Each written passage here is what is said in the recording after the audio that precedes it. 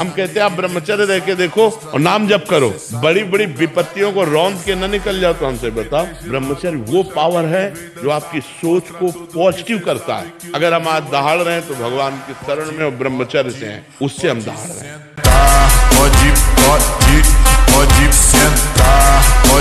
पode 17 साल के हैं, कितना भजन करता हूँ और उसके बाद फिर वहीं गिर जाता हूँ महाराज जी। तो आप तो अभी 17 वर्ष के हो, आप किताब में 70 वर्ष के बूढ़े थे और उन्होंने खड़े होकर के सभा में कहा था मैं आज तक छुटकारा नहीं पाया। तो सबसे गलतियां हो जाती है, पर सबको सुधार के लिए हमें आगे बढ़ना चाहिए। हम कह रहे 10 वर्ष निकल गए गलती में, लेकिन अब हमारी 10 श्वासें बची है, हम 10 श्वासें ठीक कर ले तो हम ठीक कर लेंगे। विरक्त किससे हुए हैं और किससे होना चाहिए, विचार करो। अगर शरीर राग है तो किससे विरक्त हुए? अगर भोगों से राग है तो किससे विरक्त हुए? शरीर संबंधी परिचय में है, अपने हैं, तो फिर वैराग्य किसे कहते हैं? राग रहित किससे हुए? किससे? कपड़े से। भाई कपड़ा परिवर्तन हो गया तो हम बैरागी हो गए क्या? बोले कोई भी अपने स्वरूप की तरफ नहीं देख रहा, कोई बिरला ऐसा जो अंतर्मुख होने बाहर ही भटक रहा है। उसने ये बोला, उसने ये किया, वो बड़ा अच्छा है, वो बुरा है, ये लाभप्रद है, ये हानिप्रद है, ये अच्छा है, बुरा है। नहीं। तो कह रहे जहां जहां तृष्णा जाए वहीं वहीं तुम्हारा बंधन है। ये देख ले, ये सुन ले, ये भोग ले, ये तुम्हारा बंधन है और ये तुम ही ने स्वीकार किया है, तो तुम ही को अस्वीकार करना पड़ेगा। दूसरा कोई आके अस्वीकार थोड़ी करेगा, दूसरा तुम्हें बताएगा। अस्वीकार या स्वीकार तुम्हें करना होगा। इसलिए भगवान ने कहा अपने आप से आप अपना उद्धार कीजिए, अपने आप से, क्योंकि शास्त्र संत गुरुदेव आपको उपदेश करेंगे, लेकिन स्वीकृति आपकी। अगर स्वीकृति नहीं तो कुछ नहीं होने वाला, चाहे 20 वर्ष बैठे रहो, स्वीकृति से होता है।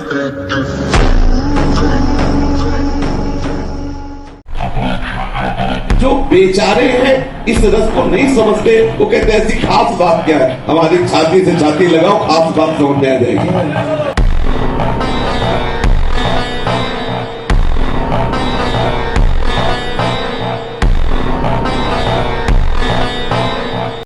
है आपको बताएं, हम जब बचपन में थे तो हमारे बुजुर्ग ने हमको सिखाया था, बांध लंगोटा बचा के इंद्री कभी न देखा पर नारी, धर्म के टुकड़े खाकर भैया चढ़ी बदन पे तैयारी।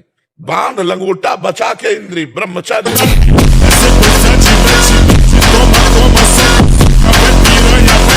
अगर आप 5 वर्ष ब्रह्मचर्य में केवल इसलिए कि जो हमारी संतान हो वो बहुत देशभक्त, हरिभक्त, बलवान, विद्वान, ज्ञानवान हो, और आप नियम से दोनों भजन करो और 5 वर्ष बाद गर्भाधान करके संतान उत्पत्ति के शास्त्र सिद्धांत अगर वो महापुरुष न पैदा हो तो बताना।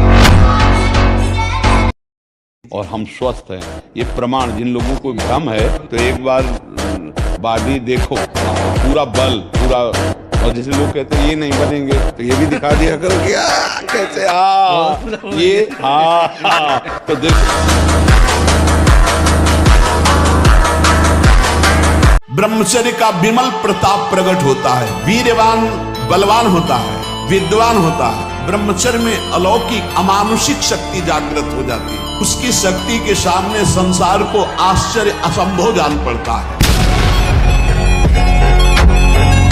काम का वेग तब हमको व्यतीत करेगा जब हम भजन छोड़ देंगे और उसी विषय का चिंतन करने लगेंगे, तब वो हमारी हालत खराब कर देगा। अगर हमारे अंदर काम का वेग आ रहा है और हम भगवान नाम कीर्तन करने लगे, सत्संग सुनने लगे, कुछ ऐसे सत्संग रखो कि अलग अलग दवा, जैसे मन चंचल है तो क्या करना चाहिए, अगर हमारे अंदर काम आ रहा है तो क्या करना चाहिए, नाम जप जरूर करना चाहिए। नाम जप से बच जाओगे। नाम काटता है, जैसे वो अंदर से मन एकाग्र कर रहा है आपको काम में, अब आप एकाग्र ना हो पाओ, बस आपकी चतुरता तो कम होता चला जाएगा। अगर एकाग्र हो गए तो संकल्प बन जाए।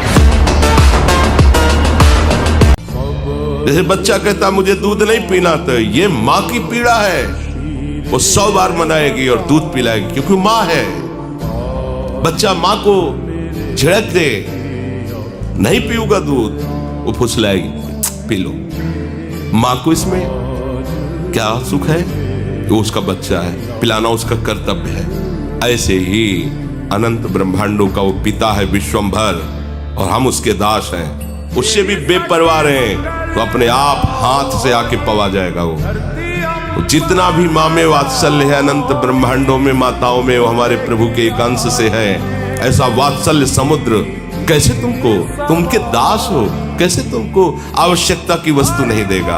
अगर आप अपना नाश नहीं चाहते, आप पतन नहीं चाहते, तो गृहस्थ में है तो एक पत्नी व्रत, दूसरी की तरफ आंख मत उठाना।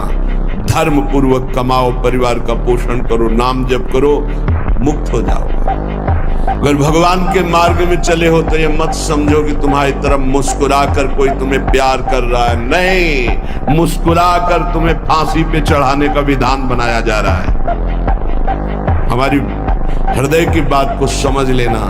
ये मत सोचो कि तुम कहीं से झांक कर देख रहे हो, तुम्हारी तरफ कोई देख रहा, मुस्कुरा दिया मतलब तुम्हारे नाश के लिए बाण संधान हो चुका है होश में। इसे तुम प्यार मत समझना। अभ्यास गलत किया है। कोल्ड ब्लड मेरी हुड में होगी सीने चल की मशीन चेक खा के आया यूके दा वकील सायारी दिल सोलो या ध्यान से सुन लीजिए। स्वेच्छाचारी भोगों की दुर्दशा में पड़ा हुआ मनुष्य है आज। जो ब्रह्मचर्यहीन है, मनमानी आचरण करता है। ध्यान से सुनो। पहला लक्षण अशांत, दूसरा कहीं मन न लगना, अस्थिर चित्त, तीसरा अस्वस्थ, चौथा मलिन स्वभाव, सदा के लिए भय का डेरा पड़ जाना अंदर। इंद्रियों का जो असंयम है वो हर तरह से मनुष्य को नष्ट कर देता है।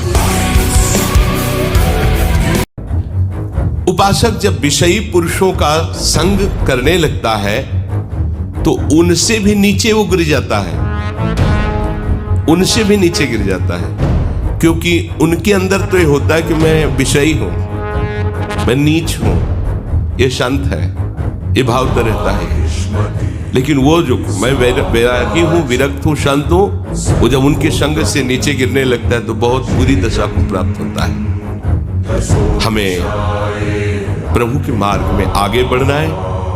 भोगी पुरुषों के शरीरों में भोग के परमाणु होते हैं, इसलिए उनसे संभाषण, उनका स्पर्श करना, उनको अपनी गोष्ठी में बैठालना, ये बहुत हानिकारक है। इसे तुम प्यार मत समझना। मेरी बात, मेरी प्रार्थना समझ लीजिए आप। पूरा का पूरा जीवन हो जाता है, हाथ कुछ नहीं लगने देती। ये प्रचंड माया भगवान की है। आप क्या समझते हो आपको मुस्कुरा करके कोई प्यार करना चाहता है? नहीं, मुस्कुरा कर आपका सर्वनाश का पहला बाण संधान किया जा रहा है। अगर नेत्र नीचे करके और तुमने भौं चढ़ा ली तो बच गए, और अगर फिर दोबारा मुस्कुरा के देखा, फंस गए। ये माया भगवती ऐसी प्रचंड है, बहुत। हनुमान जी से कहा, वायुपुत्र भीम ने, वायुपुत्र हनुमान, किसकी तरफ देख रहे हो? जो देवी स्वरूपा है, जो माँ स्वरूपा है, जो बहन स्वरूपा है, उनकी तरफ हम गंदी दृष्टि से देखेंगे, हमारा मंगल कैसे होगा? नहीं, ये गंदी बात। सबके चरणों की तरफ देखो, नमस्कार। अगर दृष्टि चली जाए तो दोबारा दृष्टि ना जाए। राधा राधा राधा राधा।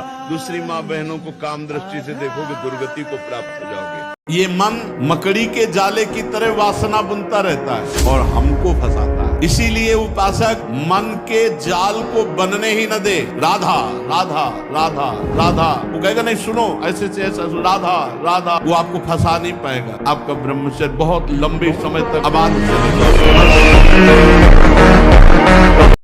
भगवत मार्ग का आशिक, भगवत मार्ग का अनुरागी और विषयों की आकांक्षा, आश्चर्य की बात है। फिर आनंद किसे कहते हैं? फिर परमानंद किसे कहते हैं? यदि हम भगवत मार्ग के पथिक होकर उन्हीं मलमूत्रों के भांडों पर आसक्ति करें तो फिर मतलब क्या रहा वैराग्य का? मतलब क्या रहा परमार्थ का? ये धोखे का जीवन नहीं, ये डुप्लीकेट जीवन बिल्कुल नहीं जीना चाहिए। लड़ना चाहिए आराध्य देव से। हमारी जो त्रुटि है उसे हम देखें और सुधारें और आगे बढ़े, खुद अनुभव में आएगा क्या है आखिरकार परमानंद। अगर यही भजन का आनंद है कि हम माला लेकर तिलक धारण करके आपके होने के बाद फिर उधर झांकें और उसी की आकांक्षा करें और उसी में हम सुख का अनुभव करें, तो मतलब क्या रहा इस नाटक का? फिर इस नाटक का मतलब क्या? परमार्थ का मतलब क्या रहा? परमार्थ कोई ऐसा नाटक है क्या? महाराज ऐसे तो फट गया अखाड़ा, हम में से गिर गए तो तालियां बज गई। एक छलांग में ऊपर हनुमान जी की तरह, और ऐसे किया था। कोई नहीं, ब्रह्मचारी के आगे कौन? ब्रह्मचर्य ही महान बल और महान तप है।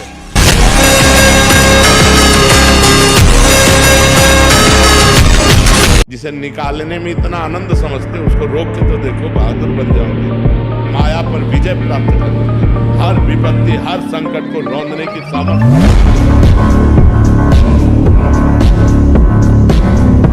ये समझ लीजिए कि चरित्रवान के पास ईश्वर चरण चुनता है। देखो, हम राम चरित्र गाते, राम जी रघुवंश में प्रकट हुए, रावण उत्तम कुल पुलस्त करना थे, वही भगवद अंश है, जय विजय और कोई दूसरा नहीं। लेकिन चरित्रहीन हो गया तो राक्षस कहा गया। ये लीला करके दिखाया कि एक चरित्रहीन हो गया तो राक्षस, चरित्रवान वही भगवान। विषय तुम्हारे पास हो पर उसे भोगने की इच्छा ना हो, इसे वैराग्य कहते हैं।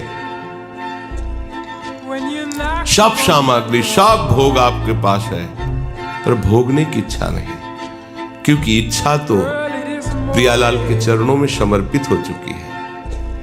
जो चाहिए वो उसे प्राप्त हो रहा है, और उसे कौन सा विषय आकर्षित कर सकता है। पर इस रस तक पहुंचने के लिए हमारे अंदर जो विषयों के प्रति प्रियता है उसे विचार के द्वारा नष्ट करना होगा।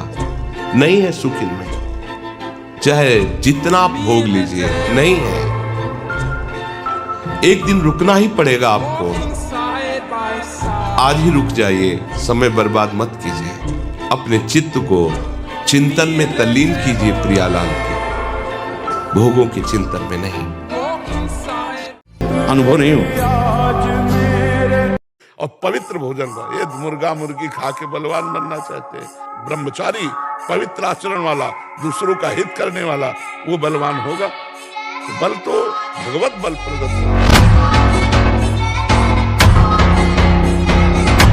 ये भी वो अभ्यास अपने क्रिया में उतार ही देता है। तो बच्चा अगर भोजन सही रखोगे, 30 मिनट व्यायाम करोगे, 20 मिनट प्राणायाम करोगे, मोबाइल से गंदी बातें नहीं देखोगे और अपने आए हुए वेग को सह जाओगे।